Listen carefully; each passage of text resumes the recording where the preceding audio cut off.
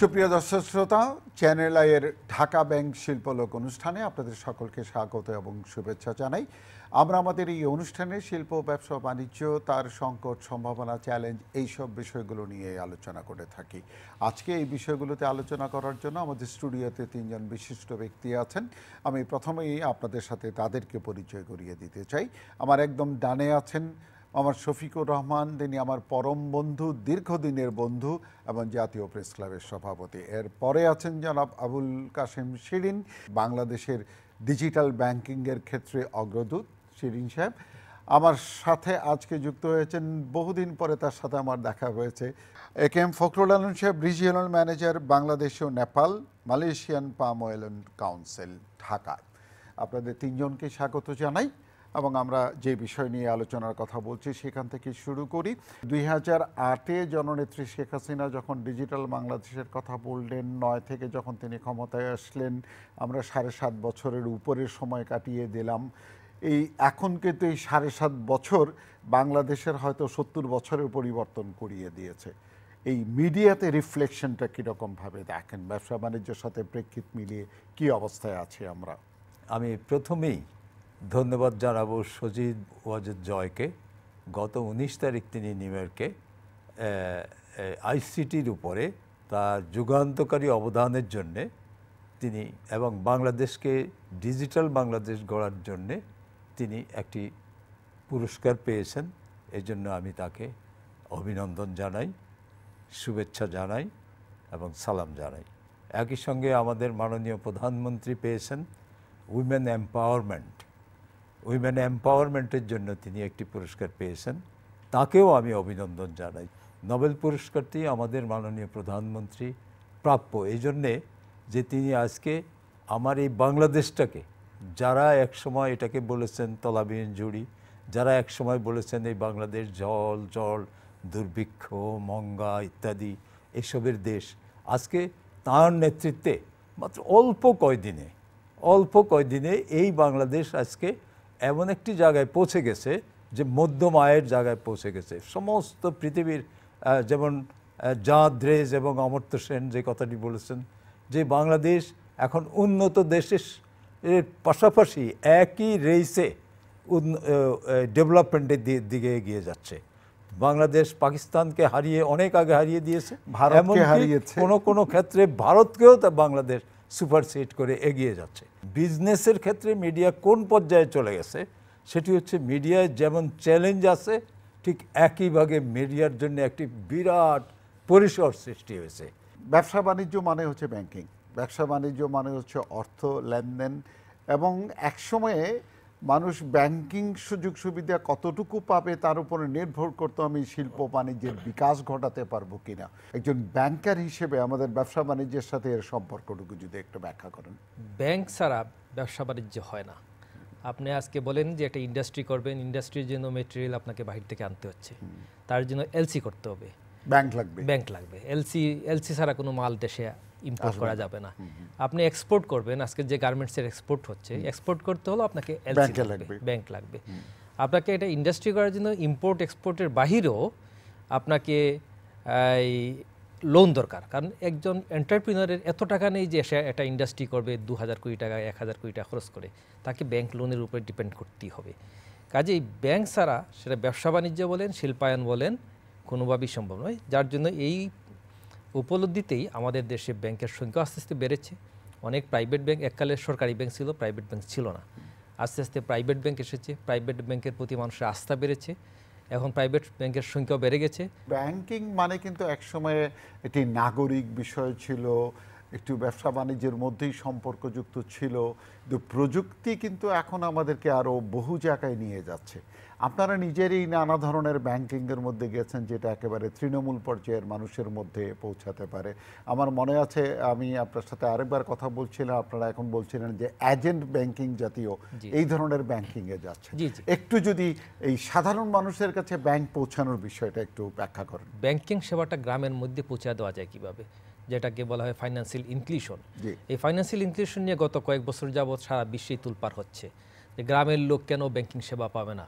গ্রামের যদি ধরেন একটা পাড়া গায়ে, সেখানে তার হসপিটাল ফেসিলিটি পাওয়া যেমন একটা অধিকার, নাগরিক অধিকার, তার রাস্তাঘাট শহরে আসার জন্য রাস্তাঘাটও তার একটা অধিকার, পোস্ট অফিস একটা অধিকার, স্কুল কলেজ একটা অধিকার, ব্যাংকিংও তেমনই একটা অধিকার। কারণ ব্যাংকিং শাখা অনেক খরচ সাপেক্ষ, অনেক কস্টলি, আর তাছাড়া ব্যাংকিং শাখা করার জন্য যে ধরনের প্রস্তুতি দরকার, যে ধরনের লোকবল দরকার, সেটারও অভাব রয়েছে। সেই কারণে একটা বিকল্প হিসাবে যে আপনি যেটা বললেন যে মোবাইল ব্যাংকিং, এজেন্ট ব্যাংকিং এসেছে।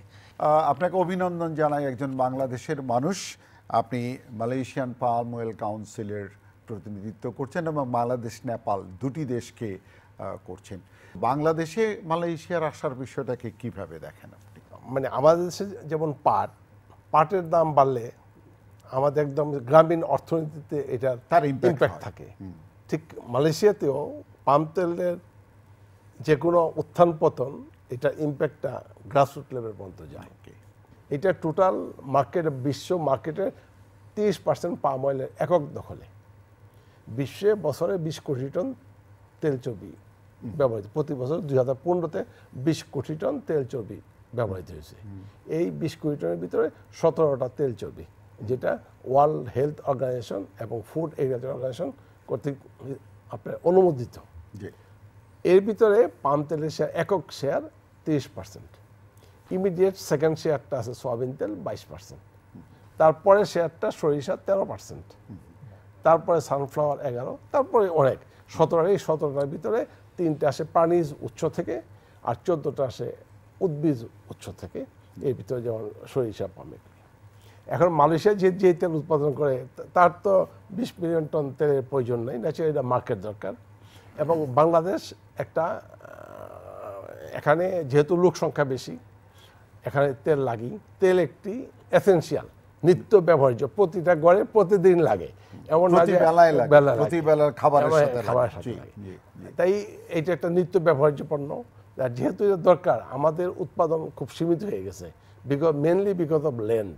73 থেকে বাংলাদেশে পাম তেল ব্যবহার হচ্ছে। আচ্ছা, এখন কিরকম? এখন এটা আমাদের এখন এই বাংলাদেশে 2003 সন থেকে পাম তেল অন্যতম প্রধান ভোজ্য তেল। এই দেশের টোটাল ব্যবহারের প্রায় 60 থেকে 65% পাম তেল দ্বারা পূরণ হয়। আবুল কাশেম সাহেব, আমি অ্যাকচুয়ালি একটা আপনার কাছে এই চ্যালেঞ্জের বিষয় মনে হবে, ব্যবসা তো বদলে গেছে। একসময় যে ব্যবসা বাণিজ্য ছিল, যেমন ধরেন ব্যাংকিংয়ে একসময় হয়তো কৃষি খাত অথবা ছোট ছোট শিল্প বা আমাদের এখানে শিল্প গড়ে ওঠার, আমাদের তো শিল্পায়ন হয়নি, কিন্তু কেউ এখন এসে একটা আইটি বিজনেস করতে চায়, কেউ একটা আউটসোর্সিংয়ের বিজনেস করতে চায়, কেউ একটা ইলেকট্রনিক্স প্রোডাক্টসের উপরেও বিজনেস করতে চায়। ব্যাংকার হিসেবে এগুলো মোকাবেলা কীরকম এবং অর্থনীতিতে এই পরিবর্তনটা কীরকম? আসলে এখন গতানুগতিক ব্যাংকিং করলে চলবে না। মানুষের চাহিদা চেঞ্জ হচ্ছে দিন দিন, ব্যাংকেরও সেভাবে অ্যাডাপ্ট করতে হবে, ওইভাবে আগাইতে হবে। যেমন ধরুন আপনি যেটা বললেন যে ওয়েবসাইটে এসে ই কমার্সের ব্যবসা করবে। হ্যাঁ, ই কমার্সের ব্যবসা করবে। এখন যদি ব্যাংক না বুঝে ই কমার্সের ব্যবসা কি, এখানে যদি আমি বিনিয়োগ না করি, আমি যদি ইনভেস্টমেন্ট না করি, বা আমি যদি সেখানে লোন না দিই, তাহলে কিন্তু আমি কিন্তু পিছিয়ে যাব। কেউ না কেউ, কোনো না কোনো একটা ব্যাংক আগায় আসবে, সেখানে তারা বসে থাকবে। আপনার জন্য তো এটা চ্যালেঞ্জ, ই কমার্সে কিভাবে ফাইন্যান্স করবেন। আপনি যখন শিল্প কারখানায় ফাইন্যান্স করেন, কোলাটারাল সিকিউরিটি পান, এগ্রিকালচারে করলে জমি সিকিউরিটি হিসেবে পান। এটা তো শুধু ওয়েবসাইট ভার্চুয়াল একটা ব্যাপার, এবং সেখানে ফাইন্যান্স করাটা তো চ্যালেঞ্জিং। এইটাকে বুঝতে হবে। এই জন্য আমাদের এখন যেটা হচ্ছে যে ব্যাংকাররাও আস্তে আস্তে ওইভাবে প্রস্তুতি নিচ্ছে। নতুন প্রজন্ম যারা আসছে, তারা অলরেডি আইটি পড়াশোনা করে আসছে, প্রত্যেক সাবজেক্টের সাথে আইটি আছে। 4-5টা ব্যাংক এই মুহূর্তে ই কমার্সের ব্যাকএন্ড সাপোর্ট দিচ্ছে, মানে আমি বলছি পেমেন্ট গেটওয়ের সলিউশন দিচ্ছে। আমরা এই আলোচনা থেকে বুঝছি বাংলাদেশ একটা বদলে যাওয়া বাংলাদেশ। বাংলাদেশের অর্থনীতি বদলাচ্ছে, বাংলাদেশের ব্যাংকিং খাত বদলাচ্ছে, মিডিয়া বদলাচ্ছে, সবই বদলাচ্ছে।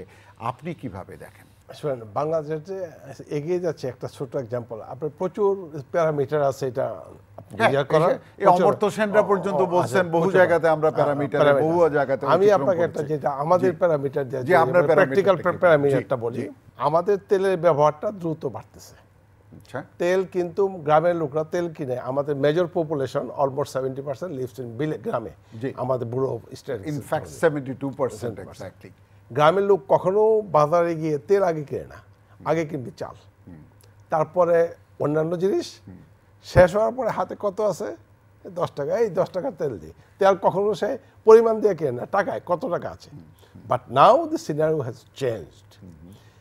আমাদের এখানে তেলের কনজাম্পশন প্রতি বছর গত 4-5 বছর যাবৎ 2003 বা 2002 থেকে শুরু হয়েছে, এখন বাড়তেছে অলমোস্ট 10 to 12% প্রতি বছর বাড়তেছে তেলের ব্যবহার। তার মানে কি তেলের ক্রয় ক্ষমতা বেড়েছে? মানে মানুষের কোথায় শহরের লোকটা তো একটা সার্টেন লেভেল আছে, মেজর সেগমেন্ট যে জায়গায় থাকে তাদের বেড়েছে, তার জন্য মানে দে হ্যাভ মানি।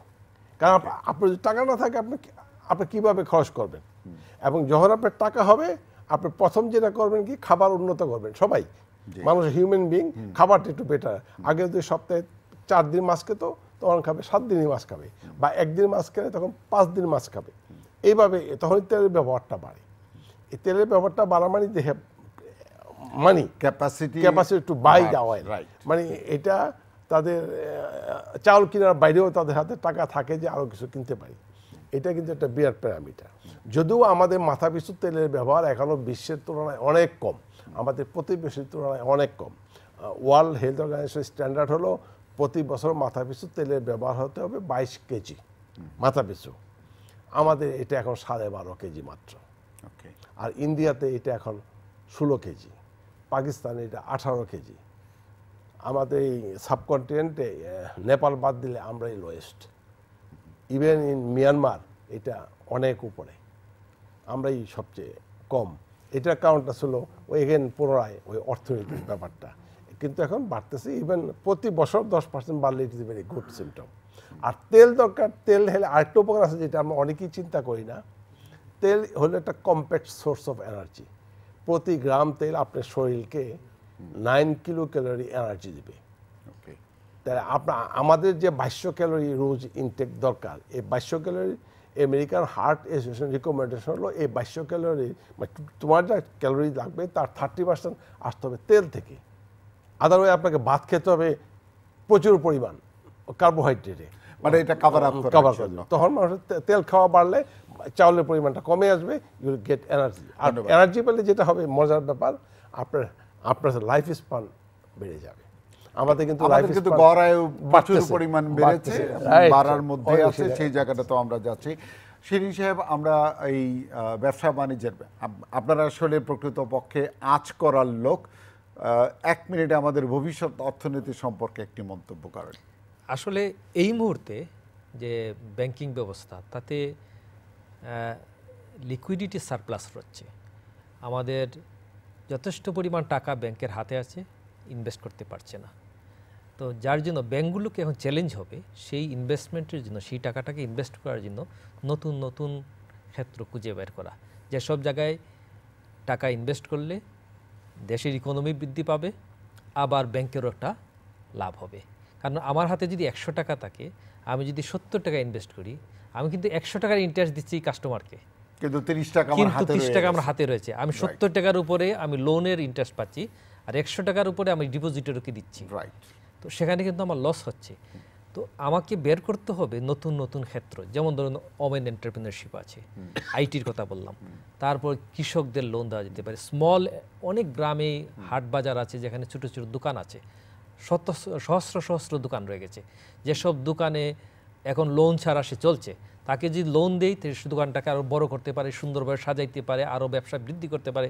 তার মাসে ইনকাম হচ্ছে 4000 টাকা, সেটা 10,000 টাকা হবে, তার সোশ্যাল স্ট্যাটাস বাড়বে, আমাদের ব্যাংকের ব্যবসা বাড়বে, ওই ব্যক্তিরও ব্যবসার উন্নয়ন হবে। এইভাবে নতুন নতুন ক্ষেত্র আমাদেরকে বের করতে হবে। আর তাছাড়া সেকেন্ড চ্যালেঞ্জ যেটা, যেসব ব্যাংক অটোমেশনে না যাবে তারা কিন্তু পিছিয়ে যাবে। অটোমেশনে যেতেই হবে, না হলে বিরাট একটা এই কাস্টমারদের হারাবে। সেই কাস্টমারকে ধরে রাখতে হলে এখন যদি বলা হয় যে আমি ধানমন্ডিতে অ্যাকাউন্ট করেছি, আমাকে টাকা ওঠানোর জন্য ধানমন্ডি ব্রাঞ্চে যেতে হবে এবং অফিস আওয়ারই যেতে হবে, অফিস আওয়ারের পর পাবো না, ওই দিন চলে গেছে, কেউ করবে না, কেউ যাবে না। আমি চাবো যে আমি টাকা রেখেছি, আমি 24 ঘন্টা যেখান থেকে ইচ্ছা সেখান থেকে উঠাবো, আমি রাত্রেবেলা উঠাবো, আমি টাকা ফান্ড ট্রান্সফার করবো, আরেকজনকে ধার দেবো, আমি রাত্রে কম্পিউটারে বসেই ধারটা দিয়ে দেবো। এবং ব্যাংকের চেহারাও আমি দেখতে দেখার চাই দরকার না। নেই। শফিক সাহেব, আমি আপনার কাছে আসতে চাচ্ছি, এটা আমাদের শেষ বিষয়। ওভারঅল এই যে আমাদের মিডিয়ার কিন্তু বিকাশ ঘটেছে ব্যাপকভাবে সব দিক থেকেই, এবং এই যে বিকাশ, এটার অর্থনীতির প্রভাবটা কীরকম আপনি দেখেন? জাস্ট খুব সংক্ষেপে যদি একটু ব্যাখ্যা করেন। এটা আমি তো প্রথমেই বলবো যে মিডিয়া ক্ষেত্রে যে অর্থনীতির যে বিকাশটা, সেটি হচ্ছে মিডিয়া দুটোভাবে মিডিয়া অর্থনীতির বিকাশে সাহায্য করে। সেটি হচ্ছে একদিকে হচ্ছে আমরা যেটাকে ডেভেলপমেন্ট জার্নালিজম বলি একটা, আরেকটি হচ্ছে যে আমার দেশে যে মানে ইন্ডাস্ট্রি করতে গিয়ে যে ধরনের চুরি চামারি হচ্ছে, এটা তো অস্বীকার করার কোনো উপায় নাই। ব্যবসায়ের ক্ষেত্রে, ট্রেডিংয়ের ক্ষেত্রে, সেগুলো মিডিয়া কিন্তু গভর্নমেন্টের সামনে তুলে ধরছে, তুলে ধরে ওয়াচডগের ভূমিকা পালন করছে, পালন করছে। এতে করে হয় কি, ওরাও সাবধান হয়ে যাচ্ছে, সহায়ক হচ্ছে, কারণ ইন্ডাস্ট্রি বিকাশের জন্য বড় রোল থাকছে। হ্যাঁ, বিকাশের একটা বড় রোল থাকছে। আর সবচেয়ে বড় কথা হচ্ছে মিডিয়া এখন এত স্বাধীনতা ভোগ করছে যে যেটা সমাজের প্রতিটি ক্ষেত্রের জন্য খুব জরুরি। আপনার শিল্প বলেন, সংস্কৃতি বলেন, আপনার শিক্ষা বলেন, যাই বলেন, রাজনীতি বলেন, সব কিছুর জন্য মিডিয়া এখন অত্যন্ত স্বাধীনভাবে কাজ করছে। একটুখানি আমি আপনাকে বলবো, ইউরোপিয়ান ইউনিয়ন রিসেন্টলি আমাদের মিডিয়া সম্পর্কে একটু কটাক্ষ করেছে। তারা বলছে গণতন্ত্র সীমিত আকারে চলছে। আমি সে ব্যাপারে বলতে চাই না, ওনাদের কাছে সীমিত, আমার কাছে সীমিত নয়, তবুও সেটা বলবো না। কিন্তু মিডিয়ার ব্যাপারে উনি যে কথাটি, তারা যে কথাটি বলেছেন, মিডিয়ার হস্তক্ষেপ, আমি এটা কন্ডেম করি। মিডিয়া কিন্তু কোনো হস্তক্ষেপ নেই। সেটি হচ্ছে আমরা এই টেলিভিশনে মোস্তফা জব্বার সাহেব আপনার সামনে বসেই আমি সমানে গালাগালি করতে পারছি, শুধু একটি চ্যানেল নয়, সব চ্যানেলে বসেই আমরা কিন্তু সরকারের ভালোটা, এই যেমন রামপাল নিয়ে যেই পরিমাণ সরকারকে তুলোধনা করা হচ্ছে, একদম সোশ্যাল মিডিয়া সবাই বুঝে। তো কাজেই এই যে আমার এগিয়ে যাওয়ার প্রশ্নে যে একটা ফ্রি সোসাইটি, তাই না, একটা ক্রেডিবল এই যে ইকোনমি বা একটা রাজনীতি, সব কিছুর মূলে এই মিডিয়া সবাইকে সহায়ক শক্তি হিসাবে কাজ করছে, এবং মিডিয়ার ভূমিকা অসম্ভব ভালো, এবং মিডিয়া ছাড়া চলবে না। তবে একটা জিনিস দরকার, সেটি হচ্ছে যে সোশ্যাল মিডিয়া বা অনলাইন যে বেছে, এদের জন্য একটা নীতিমালা দরকার, একটা নীতিমালা। আমি সরকারকে বলবো যে এদের জন্য একটা নীতিমালা করা উচিত। ইতিমধ্যেই সুখবরটি হচ্ছে নীতিমালাটি আপনি একজন পর্যায়ে আছে, খসড়া তৈরি করার সাথে আমি যুক্ত ছিলাম। আমি জানি হচ্ছে এটা যে শেষ পর্যায়ে আছে। আমরা আজকে চমৎকার আলোচনা করেছি, বিশেষ করে শিল্প, ব্যবসা, বাণিজ্য, ব্যাংকিং, এবং আমাদের জন্য নতুন আলোকপাত হয়েছে। আপনি তেলের বিষয়ে আমাদেরকে অনেক তথ্য দিয়েছেন, চমৎকার তথ্য দিয়েছেন। মিডিয়া নিয়েও আলোচনা করেছি। প্রিয় দর্শকবৃন্দ, আমরা আমাদের এই ঢাকা ব্যাংক শিল্পলোক অনুষ্ঠানে বরাবরই সামগ্রিক বিষয়গুলো নিয়ে আলোচনা করি, এবং সেই সূত্র ধরে নিঃসন্দেহে অনেক তথ্য আমাদের ব্যবসা বাণিজ্যের সাথে যারা সম্পৃক্ত, যারা আজকে মিডিয়া, ব্যাংকিং এবং আমদানি রপ্তানি তার সাথে যুক্ত আছেন, তাদেরকেও উপকৃত করেছে। আশা করি আমাদের এই অনুষ্ঠান আপনাদের সকলকে নিঃসন্দেহে কোনো না কোনোভাবে জ্ঞান বৃদ্ধি করার ক্ষেত্রে সহায়তা করেছে। আগামী অনুষ্ঠান দেখার আমন্ত্রণ জানাই। আগামীতে আমরা ব্যবসা বাণিজ্য ইত্যাদি নিয়ে আবারও আলোচনা করব। ঢাকা ব্যাংক শিল্পলোক অনুষ্ঠান থেকে বিদায় নিচ্ছি। ভালো থাকবেন, সুস্থ থাকবেন।